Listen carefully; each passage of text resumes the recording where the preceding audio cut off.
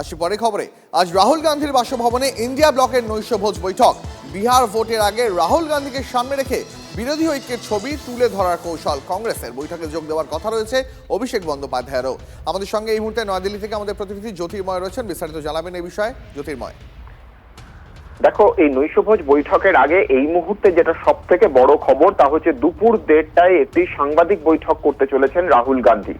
বিরোধী দলনেতার এই সাংবাদিক বৈঠকে যে খবর আমাদের কাছে আসছে যে একদিক থেকে যখন 50% ট্যারিফ ভারতের ওপর চাপিয়ে দেওয়া হচ্ছে, এসআইআর বিতর্ক নিয়ে যখন সারা দেশ জুড়ে তুমুল হইহট্টগোল হচ্ছে, বিরোধীরা যখন কার্যত খড়গহস্ত, ঠিক সেই সময় দাঁড়িয়ে বাংলা ভাষা উপরে নতুন করে যে আক্রমণ নেমে এসছে বলে তৃণমূল দাবি করছে, সেই কথাও রাহুল গান্ধীর মুখে উঠে আসতে পারে।